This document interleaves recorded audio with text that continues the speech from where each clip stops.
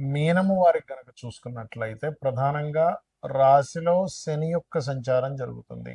ఎప్పుడైతే రాశిలో శని సంచారం జరుగుతుందో ఇది ఇచ్చేటువంటి రిజల్ట్ ప్రత్యేకంగా ఏంటంటే శని భగవానుడు కొంచెం అంటే ఎల్నాడు శని మీకు నడుస్తుంది కాబట్టి కొంచెం ఆలస్యం అవ్వడము, స్ట్రెస్ అవ్వడం ఇటువంటివన్నీ జరుగుతూ ఉంటాయి చెప్పాలంటే.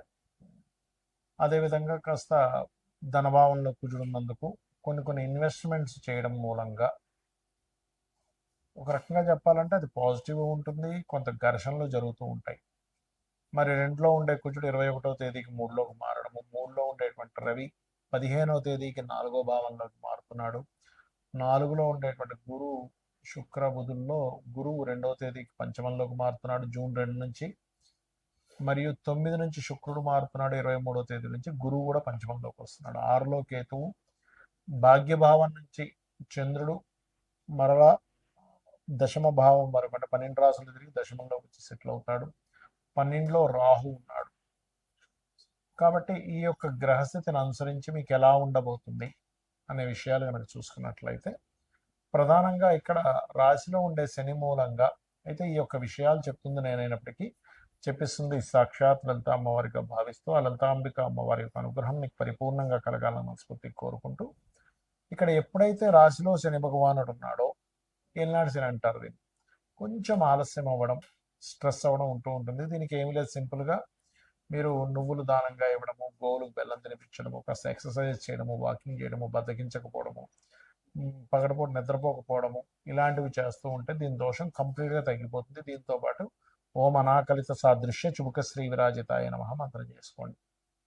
అలాగే వ్యాపార లాభాలు ఎంత కలుగుతాయో కొంచెం కుటుంబ స్థానంలో ఉండే కుజుడు వల్ల కుటుంబీకులు కుటుంబ వ్యక్తులతో కొంత ఘర్షణ కూడా ఉంటూ ఉంటుంది. అయితే ఎప్పుడైతే ఈ రవేల్లి చతుర్థ భావంలో 14వ తేదీకి మారుతాడో కొంచెం హెల్త్ విషయంలో కొంచెం జాగ్రత్తగా ఉండాలి 14 తర్వాత నుంచి. అదేవిధంగా మీకు కొంచెం అప్పులు లభించడానికి 21వ తేదీ తర్వాత అనుకూలత ఎక్కువగా ఉంది. మరియు సంతాన అభివృద్ధి, స్నేహితులు, ఫ్రెండ్స్, ప్రేమించిన వారి నుంచి కొంత సపోర్ట్ లభించడము, డైలీ లైఫ్లో అంటే నిత్య జీవిత స్థానంలో కేతు ఉన్నాడు కాబట్టి మీరు ఏ పని ప్రారంభిస్తున్నా, ఎక్కడికి వెళ్తున్నా మీరు ఒక్కసారి మీ యొక్క ఇష్టదైవాన్ని మరియు గణపతిని ఎక్కువగా ఆరాధన చేయండి.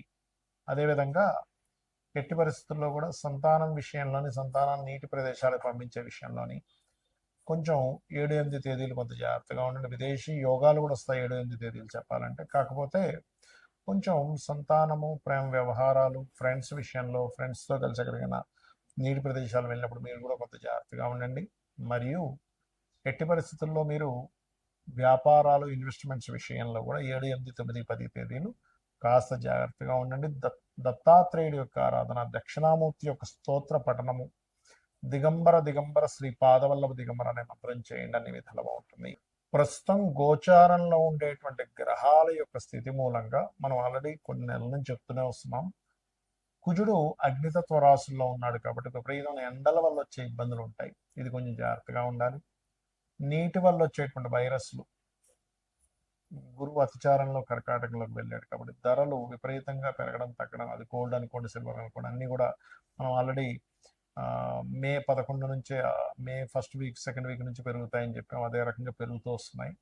అయితే ఇక్కడ ఏంటంటే ఈ గోల్డ్ మీద ఇన్వెస్ట్మెంట్ చేయాలా, సిల్వర్ మీద ఇన్వెస్ట్మెంట్ చేయాలని చాలామంది అడుగుతుంటారు. భూముల మీద చేయాలని ఒకటే గుర్తుపెట్టుకోండి, మీ జన్మజాతకంలో కనుక రవి గురువులు బాగుంటే గోల్డ్ మీద చేయొచ్చు, ఎఫ్లెక్షన్లో లేదు అనుకుంటే. చంద్రుడు బాగుంటే సిల్వర్ మీద చేయొచ్చు, కుజుడు బాగుంటే ల్యాండ్స్ మీద చేయొచ్చు. మీ చతుర్థ భావం కూడా బాగుండదు దాంతోపాటు కుజుడితో పాటు, అప్పుడు ల్యాండ్స్ మీద మీకు కలిసి వస్తుంది. అయితే ఎప్పుడు కూడా ఈ గోచార ఫలితాలు గోచారంలో ఇటువంటివి ఇస్తూ ఉన్నప్పటికీ మీ జన్మజాతకంలో అసలు ఏముంది అనేది చూసుకోవాలి. ఎప్పుడు కూడా మీ జన్మజాతకంలో కనుక మీకు లగ్నాధిపతి ఎలా ఉన్నాడు, లగ్నం ఎందుకు బలహీనంగా ఉందో బలంగా ఉందా, అది గోచారంలో ఏదైనా మీ లగ్నాన్ని ఎఫ్లిక్ట్ చేస్తుందా అనేది చూసుకోవాలి. అప్పుడు ఏమవుతుందంటే మీకు అది ఏ గ్రహం ద్వారా మీకు ఎఫ్లిక్ట్ అవుతుందో దానికి దానం ఇచ్చుకున్నా, దాని మంత్రం చేసుకున్నా మీకు క్లియర్ అయిపోతుంది. ఏం టెన్షన్ పడక్కర్లేదు. ఏలినాడు శని వచ్చేసింది, కాలసర్ప దోషం ఉంది, ఇలాంటివి ఏం పెట్టుకోకండి. మీరు నిత్యము మీరు మీ ఇష్టదైవాన్ని ఆరాధించుకుంటూ నిత్యము లలిత చదువుకోవడము, ఉదయం సాయంత్రం ఏదైనా చక్కగా ఒక ఆలయానికి వెళ్ళడం చేస్తే మీ చుట్టూ మీ ఆరాలో పాజిటివ్ ఎనర్జీ ఎప్పుడైతే వచ్చిందో దేనికి భయపడాల్సిన అవసరం ఉండదు. కాకపోతే ఇక్కడ ఏంటంటే ఆస్ట్రాలజీ ఎందుకుంది, జ్యోతిషాస్త్రం ఎందుకుందంటే మీకు ఒక మార్గం చూపించడం, జ్యోతి అంతే కదండి, వెలుగు, జ్యోతిష్యము అంటారు. కాబట్టి వెలుగునిస్తుంది. అసలు మీకు ధనయోగం ఎందులో ఉంది అనేది మీ జాతకం చెప్తుంది. ఈ మార్గంలో వెళ్తే, ఈ ప్రొఫెషన్లో ఉంటే, ఇది చదువుకుంటే, ఈ వ్యాపారం చేస్తే, ఈ ఈ సమయంలో వ్యాపారం చేస్తే, ఇటువంటి వాటికి సంబంధించిన సర్వీసెస్ లేకపోతే ఉద్యోగం చేయాలనే దాన్ని ఒక క్లారిటీ ఇస్తుంది. అదేవిధంగా మీరు చేసే ప్రయత్నాలు అనుకోండి, మీరు ఉండే డైరెక్షన్, అంటే మీరు ఎప్పుడు గృహం కొనుక్కోవాలి, ఏ డైరెక్షన్లో నివసిస్తే మంచిది అనేది మీ చతుర్థ భావం.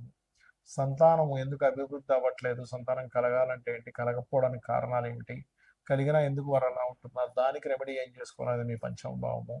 రుణరోగ శత్రుభావం అంటారు, అంటే మనం పూర్వజన్మంలో చేసినటువంటి కర్మలు రుణము రూపంలోని, రోగము రూపంలోని, శత్రు రూపంలో వస్తుందట. దాన్ని మీ ఆరోభావంలో ఉండేటువంటి గ్రహాల యొక్క స్థితిగతులను బట్టి మీరు దాన్ని సెట్ చేసుకోవాలి. అలాగే మరొక విషయం ఏంటంటే ఇక్కడ గమనించినట్లయితే ఈ జాతక చక్రంలో ముఖ్యంగా మీకు అష్టమం అంటే ఆకస్మిక సంఘటనలు, దశమం వృత్తి, లాభం వ్యాపార సంబంధించినటువంటి విషయాలు ఏవైతే ఉంటాయో ఇక్కడ ప్రధానంగా మీ యొక్క పర్సనల్ చార్ట్లో ఎలా ఉంది అనేటువంటి విషయాలను చూసుకోవాలి. అవి ఏమీ చూసుకోకుండా కేవలం మీరు ఏలినాటి శని వచ్చేసింది, అర్ధాష్టమి శని వచ్చింది, దాని ప్రభావం ఉండదని నేను చెప్పట్లే. అది ఉన్నప్పటికీ మీరు ఏలినాటి శని ఉన్న ఎవరైనా సరే ఓం అనాకలిత సాదృశ్య చుబుక శ్రీ విరాజితాయ నమః మంత్రం చేసుకోవడము, గోవులకు కాస్త బెల్లము తినిపించడము, మరియు అదేవిధంగా మరొక విషయం ఏంటంటే ఇక్కడ గమనించినట్లయితే ఈ యొక్క ఈ నిత్యము కూడా ఎల్నాడు శని ఉండేటువంటి వారు కాస్త శనివారం పూట కాస్త ఏంటంటే నువ్వులు నూనె ఒంటికి రాసుకొని దాని తర్వాత స్నానం చేయడం ద్వారా కూడా మీకు ఎల్నాడు శని యొక్క ప్రభావం తగ్గుతుంది, గుర్తుపెట్టుకోండి. ఇక మీరు ఇంకొక విషయం ఏంటంటే ఇక్కడ మీరు అర్థం చేసుకోవాల్సింది, ఇన్వెస్ట్మెంట్స్ చేసే విషయంలో, విదేశాలకు వెళ్ళే విషయంలో కూడా ఒక సమయం అనేటువంటిది ఉంటుంది. ఎప్పుడు ఇన్వెస్ట్మెంట్ చేయాలి, ఎప్పుడు ఇన్వెస్ట్మెంట్ చేయకూడదు, ఏ సమయంలో ఇన్వెస్ట్మెంట్ చేయడం వల్ల మీకు మంచి ఫలితాలు ఉంటాయి, ఏ సమయంలో ఇన్వెస్ట్మెంట్ చేయకపోవడం వల్ల మీకు మంచి ఫలితాలు ఉంటాయి కూడా ఉంటుంది. అది మీరు గోచారంలో 12వ భావంలో ఏ గ్రహం వచ్చి కూర్చుంది అనేటువంటిది చూసుకోవాలి. అది మీరు ఇది సమయం మంచి సమయమా కాదా అనేటువంటి నిర్ధారణ ఇస్తూ ఉంటుంది. ఆ రకంగా చేసుకోండి. మీకు ఇంకోటి ఏంటంటే ఉంగరాలు ఇలాంటివి పెట్టుకుంటూ ఉంటారు, నేను కాదనట్లే, దానివల్ల కొంత ఎనర్జీ, పాజిటివ్ ఎనర్జీ ఉంటుంది. కానీ మీరు ఏంటంటే తెలియకుండా, తెలుసుకోకుండా ఏది పడితే అది పెట్టేసుకుంటున్నారు. అలా కాదు, మీకు మీ జన్మజాతకంలో ఏ గ్రహం మీకు పాజిటివ్ ఫలితాలు ఇస్తుంది, ఆ గ్రహ సంబంధించింది ఇప్పుడు మీకు పెట్టుకోవచ్చా లేదా కొంతకాలం తర్వాత ఆ యొక్క ఉంగరాన్ని ధరించాలా అనేటువంటి విషయం మీ జన్మజాతకంలో నవగ్రహాల్లో ఏ గ్రహం మీకు పాజిటివ్గా ఉందో చూసుకొని దాన్ని పెట్టుకోవాలి. లగ్నానికి శుభుడు, పాపి, మనకి శనివర్గ లగ్నాలు, గురువర్గ లగ్నాలు అంటే 2 రకాలుగా ఉంటాయి. కాబట్టి దాన్ని బట్టి కూడా పెట్టుకుంటారు. కానీ దానికంటే అతి ముఖ్యంగా మీరు చూసుకోవాల్సింది మీ యొక్క లగ్నం శనివర్గమైనా గురువర్గమైనా కూడా మీ యొక్క జాతక చక్రంలో మీ గ్రహాల్లో ఏది స్ట్రాంగ్గా ఉందో చూసుకుని పెట్టుకోవడం వల్ల మీకు మంచి ఫలితాలు రానున్నాయి, గుర్తుపెట్టుకోండి, వస్తాయి కూడా. ఇక నిత్యము దేవతారాధన చేసుకోవడం, నిత్య దీపారాధన చేసుకోవడం చేయండి, మీకు అన్ని విధాలా బాగుంటుంది. శ్రీమాత్రే నమః.